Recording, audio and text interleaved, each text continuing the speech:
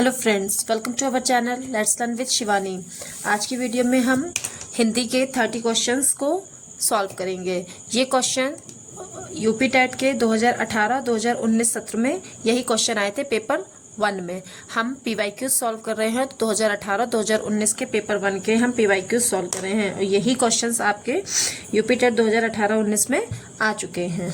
ठीक है, ये क्वेश्चन बहुत ही इंपॉर्टेंट है। PYQ सॉल्व करने से हमारी प्रैक्टिस अच्छी हो जाती है, इस वजह से मैं बार बार PYQs ही अपलोड कर रही हूँ।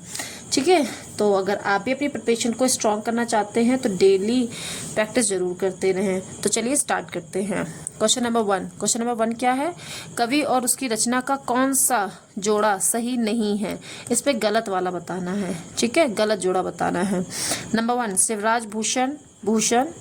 नंबर 2 शब्द रसायन देव। नंबर 3 परिमल सूर्यकांत त्रिपाठी निराला। नंबर 4 उद्धव शतक भारतेंदु हरिश्चंद्र। तो ऑप्शन नंबर 4 करेक्ट है, उद्धव शतक भारतेंदु हरिश्चंद्र। ये इनकी रचना नहीं है। ठीक है, चलिए नेक्स्ट क्वेश्चन की तरफ चलते हैं। Question number 2। ठीक है, लेखक और उनकी कृति के युग्म में कौन सा युग्म गलत है? इसमें लेखक और उनकी कृतियां दी गई हैं, उसमें बताना है कौन सा युग्म गलत है। तो बिलगा से गंगा राहुल सकृत्यानंद, या सूरज का 7वां घोड़ा धर्मवीर भारती। नंबर 3 आर्यों का आदि देश डॉक्टर संपूर्णानंद, या फिर नंबर 4 दर्शन दिग्दर्श रामचंद्र शुक्ल। तो ऑप्शन नंबर 4 दर्शन दिग्दर्श रामचंद्र शुक्ल जी की रचना नहीं है। ठीक है, इसी तरह से हम नेक्स्ट क्वेश्चन में चलते हैं। क्वेश्चन नंबर 3 में क्वेश्चन नंबर 24 उच्चारण स्थान की दृष्टि से कौन सा विकल्प अशुद्ध है? ठीक है, यहाँ पे शुद्ध मैंने लिख दिया था लेकिन यहाँ पर अशुद्ध होगा। शा तालव्य, शा दंतय, शा मूर्धन्य, चा कंठय। ठीक है, तो ऑप्शन नंबर 2 शा दंतय अशुद्ध है। ठीक है, क्योंकि ये ऊष्म में है। नेक्स्ट क्वेश्चन, क्वेश्चन नंबर 25 की तरफ चलते हैं।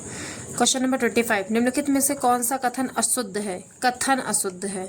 विसर्ग कंठय वर्ण है। हिंदी में ज्ञा का उच्चारण परंपरा से भिन्न है। 2 महाप्राण व्यंजनों का उच्चारण एक साथ हो सकता है। यह शा संयुक्त व्यंजन है। तो देखो शा जो है वो संयुक्त व्यंजन है, बिल्कुल सही बात है। विसर्ग कंठय होता है, कंठय वर्ण है, ये भी सही है। और हिंदी में ज्ञा का उच्चारण परंपरा से भिन्न कर दिया गया है, ये भी सही है। तो 2 महाप्राण व्यंजनों का उच्चारण एक साथ हो सकता है, यही गलत है। ठीक है, ये सेंटेंस गलत है। 2 महाप्राण व्यंजनों का उच्चारण एक साथ हम नहीं कर सकते हैं। ठीक है, नेक्स्ट क्वेश्चन, क्वेश्चन नंबर 26 मेरे लड़के ने मेरी आज्ञा का पालन नहीं किया। वाक्य में लड़के के विषय में कौन सा विकल्प अशुद्ध है? अशुद्ध। ठीक है, अशुद्ध बताना है। विकल्प अशुद्ध है। एक वचन, तो मेरे लड़के, लड़का एक वचन ही है। ठीक है, करता है, पुल्लिंग है, बिल्कुल सही। बहुवचन, बहुवचन नहीं है। तो अशुद्ध क्या हुआ? बहुवचन। ठीक, नेक्स्ट क्वेश्चन, क्वेश्चन नंबर 27 की तरफ चलते हैं। क्वेश्चन नंबर 27 क्या है? निम्नलिखित में से कौन सा शब्द तद्भव है? कौन सा शब्द तद्भव है? नंबर 1 नाथ, नंबर 2 खेत, नंबर 3 त्रिकुटी, नंबर 4 प्रभु। तो ऑप्शन नंबर 2 खेत। खेत एक तद्भव शब्द है जिसका तत्सम शब्द क्षेत्र होगा। ठीक है, नेक्स्ट क्वेश्चन, क्वेश्चन नंबर 28 निम्नलिखित में से कौन सा शब्द देशज है? नंबर 1 पतलून, नंबर 2 लाश, नंबर 3 धड़ाम, नंबर 4 औरत। तो ऑप्शन नंबर 3 धड़ाम। ठीक है, धड़ाम एक देशज शब्द है। ठीक, नेक्स्ट क्वेश्चन, क्वेश्चन नंबर 29 की तरफ चलते हैं। क्वेश्चन नंबर 29 क्या है? छछूंदर के सिर पर चमेली का तेल का अर्थ क्या है? छछूंदर के सिर पर चमेली का तेल का अर्थ क्या है? नंबर 1 योग्य व्यक्ति को अच्छी चीज देना। नंबर 2 मिथ्या आडंबरा। नंबर 3 अयोग्य व्यक्ति को अच्छी चीज देना। या नंबर 4 अधिक पाने की लालच करना। तो इसका होगा ऑप्शन नंबर 3 अयोग्य व्यक्ति को अच्छी चीज देना। ठीक है, आज का हमारा लास्ट क्वेश्चन है क्वेश्चन नंबर 30 ऋग्वेद का संधि विच्छेद क्या होगा? ठीक है, ऋग्वेद का संधि विच्छेद क्या होगा? नंबर 1 ऋग प्लस वेद, नंबर 2 ऋग प्लस वेद, नंबर 3 री प्लस वेद, नंबर 4 री प्लस वेद। तो इसका ऑप्शन नंबर 2 ऋग प्लस वेद है। ठीक है, इस टाइप के क्वेश्चन आपके एग्जाम में बार बार पूछे जाते हैं। ठीक है, तो आपको इनकी अच्छे से प्रैक्टिस करनी है, इनको याद करना है। ठीक है, याद अच्छे से करना है।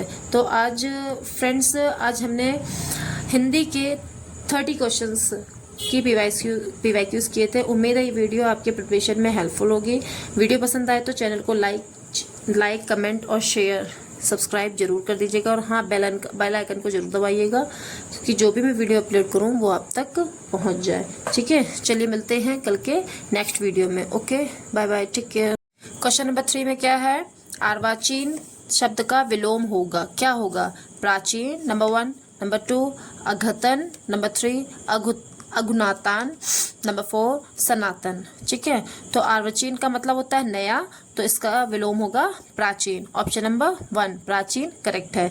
देखिए मैं आपको बता दूं यूपी टेट में किस तरह से क्वेश्चन आते हैं। तो यूपी टेट में 20 क्वेश्चन व्याकरण के आते हैं, और सारे चैप्टर इंक्लूड किए, सारे टॉपिक को इंक्लूड कर लिया गया है। संधि, समास, छंद, अलंकार, सब कुछ।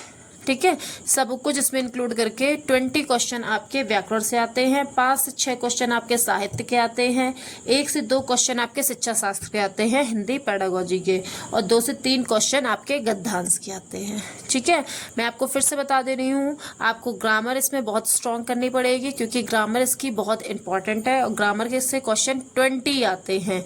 यूपी टेट में ग्रामर से रिलेटेड 20 क्वेश्चन आपके एग्जाम में आते हैं, तो आपको ग्रामर स्ट्रॉन्ग करनी पड़ेगी। ठीक है, 5-6 साहित्य में तो, और 1 से 2 क्वेश्चन शिक्षा शास्त्र में। तो देखिए शिक्षा शास्त्र सिर्फ 1 से 2 क्वेश्चन के लिए आपको पूरा शिक्षा शास्त्र नहीं पढ़ना है, उसमें से आपको जो भी इंपॉर्टेंट क्वेश्चंस मैं बता दूंगी, बस आप उनको तैयार कर लीजिएगा, आपका हो जाएगा। ठीक है, 2 से 3 क्वेश्चन गद्यांश में, तो गद्यांश के क्वेश्चन तो उसके आंसर्स में ही मिल जाते हैं, लेकिन मैं आपसे फिर रिक्वेस्ट करती हूँ व्याकरण के जितने भी कॉन्सेप्ट हैं इनको अच्छे से क्लियर कर लीजिएगा। ठीक है, चलिए नेक्स्ट क्वेश्चन की तरफ चलते हैं। क्वेश्चन नंबर 4, व्याकरण की दृष्टि से कौन सा शब्द शुद्ध है? विहरणी, ग्रहणी, कौन सा शब्द शुद्ध है? ठीक है, नंबर 4 विभीषण, नंबर 4 जगत गुरु। यहाँ पर शब्द शुद्ध नहीं है होगा, ये क्वेश्चन मैंने गलत नोट कर लिया है, शुद्ध नहीं है। ठीक है, कौन सा शब्द शुद्ध नहीं है? तो गृहिणी शुद्ध है, विभीषण भी शुद्ध है, जगत गुरु भी शुद्ध है, विहरणी गलत है। ठीक है, ऑप्शन नंबर 1 विहरणी गलत है। यहाँ पे हाँ पे छोटी की मात्रा विहरिणी होता है, विरहिणी। ठीक है, छोटी की मात्रा आ जाती है, तो ये शब्द गलत है। नेक्स्ट क्वेश्चन की तरफ चलते हैं, क्वेश्चन नंबर 5 में।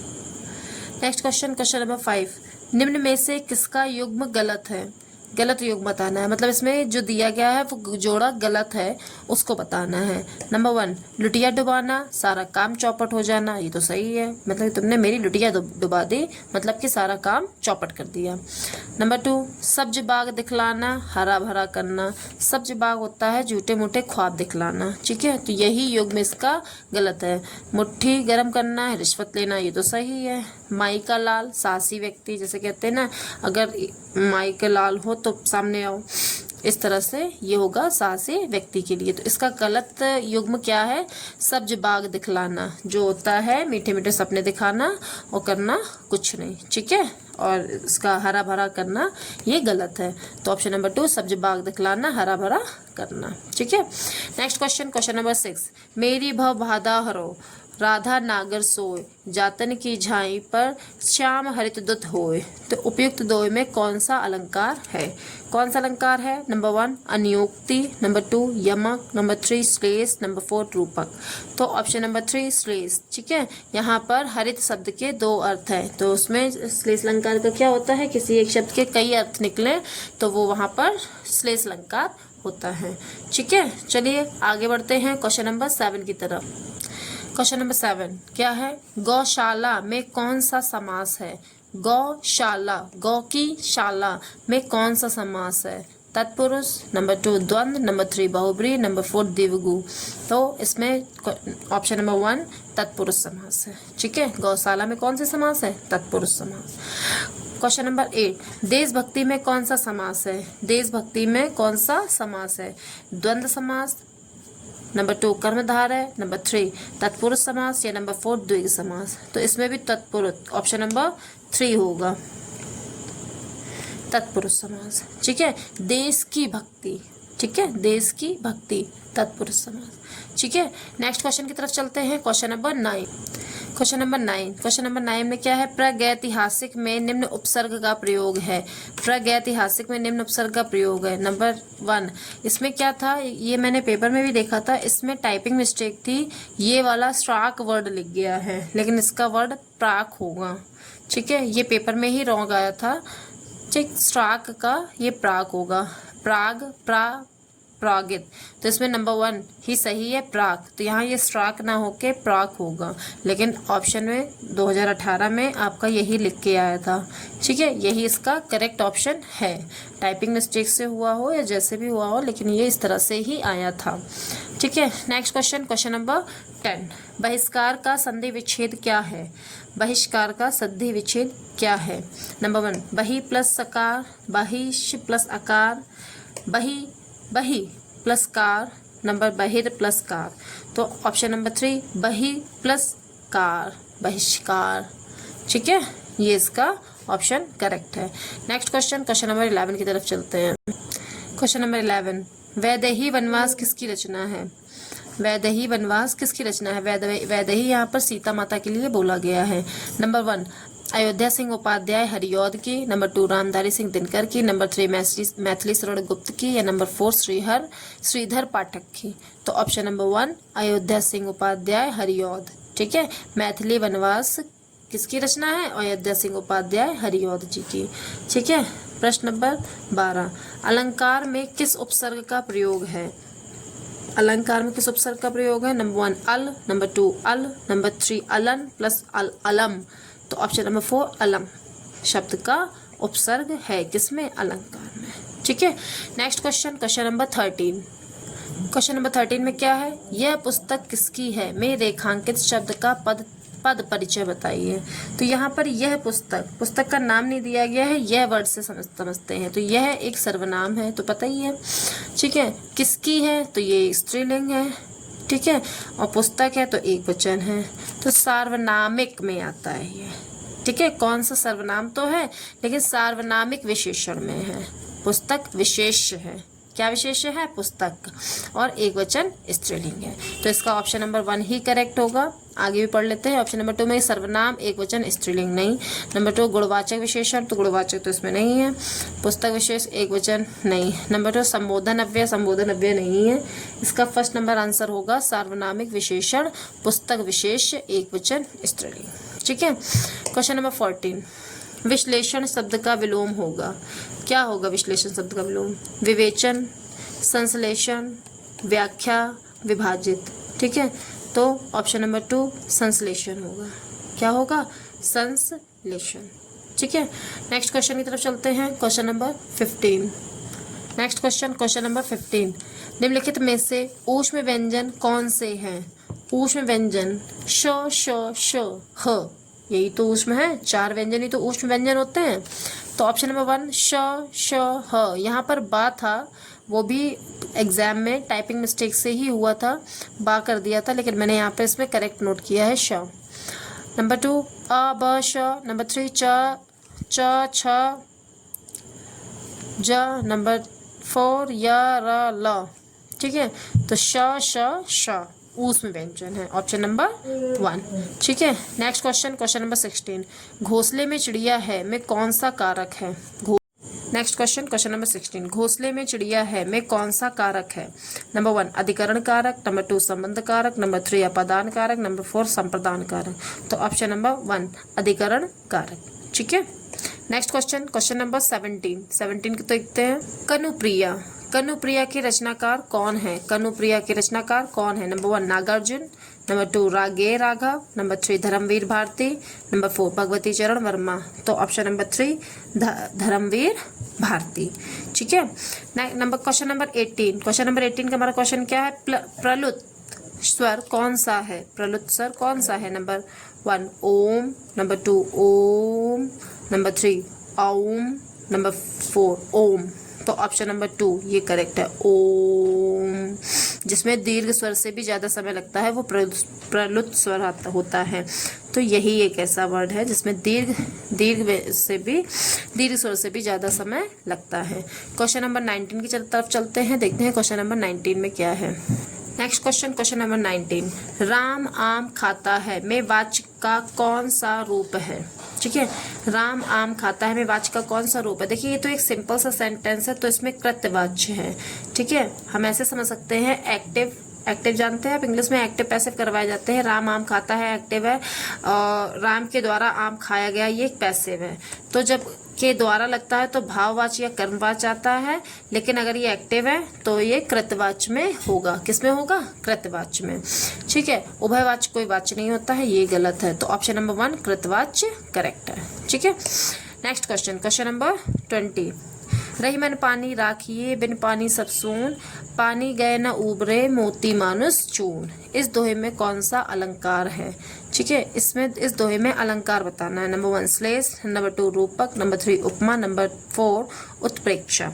ठीक है, तो ऑप्शन नंबर 1 यहाँ पर भी श्लेष अलंकार होगा, क्योंकि यहाँ पर जो पानी को है उसको कई तरीके से बताया गया है।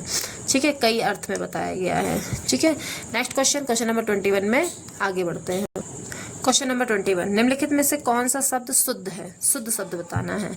आँख, चांद, अंगना, आँख। ठीक है, तो आँख नहीं, गलत है। चांद में चंद्रबिंदी लगती है, आँख में भी चंद्रबिंदी लगती है। तो ऑप्शन नंबर 3 अंगना। तो ये आंगन वाला अंगना नहीं है, इस अंगना का मतलब है स्त्री। ठीक है, या पत्नी। अंगना। किस शब्द की वर्तनी सही है? सन्निधि, सन्निधि, सन्निधि, सन्निधि। तो ऑप्शन नंबर 1 सन्निधि, ये एक करेक्ट वर्ड है। ठीक है, नेक्स्ट क्वेश्चन की तरफ चलते हैं। Question number 23। नेक्स्ट क्वेश्चन क्या है? क्वेश्चन नंबर 23, उपचारात्मक शिक्षण की सफलता निर्भर करती है। उपचारात्मक शिक्षण की सफलता किस पर निर्भर करती है? देखिए ये शिक्षा शास्त्र का क्वेश्चन है, तो मैं फिर से कह रही हूँ, शिक्षा शास्त्र के सिर्फ और सिर्फ 1 या 2 क्वेश्चन आते हैं। ठीक है, तो उन 2 क्वेश्चंस के लिए हम पूरा सिलेबस नहीं पढ़ेंगे। मैं आपको शिक्षा शास्त्र के सिर्फ और सिर्फ हिंदी के सभी उसमें मैं आपको सारे क्वेश्चंस को दे दूंगी। इंपॉर्टेंट आप उसे कर लीजिएगा और आपका एग्जाम क्लियर हो जाएगा। ठीक है, तो चलिए क्वेश्चन नंबर 23 को पढ़ते हैं। उपचारात्मक शिक्षण की सफलता निर्भर करती है, किस पर निर्भर करती है? उपचारात्मक शिक्षण की सामग्री पर? नहीं। नंबर 2 समय व अवधि पर? बिल्कुल नहीं। भाषिक नियमों के ज्ञान पर? नहीं। नंबर 4 समस्याओं के कारणों की सही पहचान पर? तो नहीं। ऑप्शन नंबर 4 समस्याओं के कारणों की सही पहचान पर। ठीक है, नेक्स्ट क्वेश्चन क्या है? क्वेश्चन नंबर 24, उच्चारण स्थान की दृष्टि से कौन सा विकल्प शुद्ध है? शा तालव्य, सा दंतय। क्वेश्चन नंबर 24, उच्चारण स्थान की दृष्टि से कौन सा विकल्प अशुद्ध है? ठीक है, यहाँ पर शुद्ध मैंने लिख दिया था, लेकिन यहाँ पर अशुद्ध होगा। शा तालव्य, शा दंतय, शा मूर्धन्य, चा कंठय। ठीक है, तो ऑप्शन नंबर 2 शा दंतय अशुद्ध है। ठीक है, क्योंकि ये ऊस में है। नेक्स्ट क्वेश्चन नंबर 25 की तरफ चलते हैं। क्वेश्चन नंबर 25, निम्नलिखित में से कौन सा कथन अशुद्ध है? कथन अशुद्ध है। विसर्ग कंठय वर्ण है। हिंदी में ज्ञा का उच्चारण परंपरा से भिन्न है। 2 महाप्राण व्यंजनों का उच्चारण एक साथ हो सकता है। या शा संयुक्त व्यंजन है। तो देखो शा जो है वो संयुक्त व्यंजन है, बिल्कुल सही बात है। विसर्ग कंठय होता है, कंठय वर्ण है, ये भी सही है। और हिंदी में ज्ञा का उच्चारण परंपरा से भिन्न कर दिया गया है, ये भी सही है। तो 2 महाप्राण व्यंजनों का उच्चारण एक साथ हो सकता है, यही गलत है। ठीक है, ये सेंटेंस गलत है। 2 महाप्राण व्यंजनों का उच्चारण एक साथ हम नहीं कर सकते हैं। ठीक है, नेक्स्ट क्वेश्चन नंबर 26, मेरे लड़के ने मेरी आज्ञा का पालन नहीं किया। वाक्य में लड़के के विषय में कौन सा विकल्प अशुद्ध है? अशुद्ध। ठीक है, अशुद्ध बताना है। विकल्प अशुद्ध है। एक वचन, तो मेरे लड़के, लड़का एक वचन ही है। ठीक है, करता है, पुल्लिंग है, बिल्कुल सही। बहुवचन नहीं है, तो अशुद्ध क्या हुआ? बहुवचन। ठीक, नेक्स्ट क्वेश्चन नंबर 27 की तरफ चलते हैं। क्वेश्चन नंबर 27 क्या है? निम्नलिखित में से कौन सा शब्द तद्भव है? कौन सा शब्द तद्भव है? नंबर 1 नाथ, नंबर 2 खेत, नंबर 3 त्रिकुटी, नंबर 4 प्रभु। तो ऑप्शन नंबर 2 खेत। खेत एक तद्भव शब्द है जिसका तत्सम शब्द क्षेत्र होगा। ठीक है। नेक्स्ट क्वेश्चन, क्वेश्चन नंबर 28, निम्नलिखित में से कौन सा शब्द देशज है? नंबर 1 पतलून, नंबर 2 लाश, नंबर 3 धड़ाम, नंबर 4 औरत। तो ऑप्शन नंबर 3 धड़ाम। ठीक है, धड़ाम एक देशज शब्द है। ठीक, नेक्स्ट क्वेश्चन, क्वेश्चन नंबर 29 की तरफ चलते हैं। क्वेश्चन नंबर 29 क्या है? छछूंदर के सिर पर चमेली का तेल का अर्थ क्या है? छछूंदर के सिर पर चमेली का तेल का अर्थ क्या है? नंबर 1 योग्य व्यक्ति को अच्छी चीज देना, नंबर 2 मिथ्या आडंबरा, नंबर 3 अयोग्य व्यक्ति को अच्छी चीज देना, या नंबर 4 अधिक पाने की लालच करना। तो इसका होगा ऑप्शन नंबर 3 अयोग्य व्यक्ति को अच्छी चीज देना। ठीक है, आज का हमारा लास्ट क्वेश्चन है क्वेश्चन नंबर 30, ऋग्वेद का संधि विच्छेद क्या होगा? ठीक है, ऋग्वेद का संधि विच्छेद क्या होगा? नंबर 1 ऋग प्लस वेद, नंबर 2 ऋग प्लस वेद, नंबर 3 री प्लस वेद, नंबर 4 री प्लस वेद। तो इसका ऑप्शन नंबर 2 ऋग प्लस वेद है। ठीक है, इस टाइप के क्वेश्चन आपके एग्जाम में बार बार पूछे जाते हैं। ठीक है, तो आपको इनकी अच्छे से प्रैक्टिस करनी है, इनको याद करना है। ठीक है, याद अच्छे से करना है। तो आज फ्रेंड्स, आज हमने हिंदी के 30 क्वेश्चंस की पीवाईक्यूज किए थे। उम्मीद है ये वीडियो आपके प्रिपरेशन में हेल्पफुल होगी। वीडियो पसंद आए तो चैनल को लाइक कमेंट और शेयर सब्सक्राइब जरूर कर दीजिएगा, और हाँ बेल आइकन को जरूर दबाइएगा, क्योंकि जो भी मैं वीडियो अपलोड करूँ वो आप तक पहुँच जाए। ठीक है, चलिए मिलते हैं कल के नेक्स्ट वीडियो में। Okay, bye bye, take care.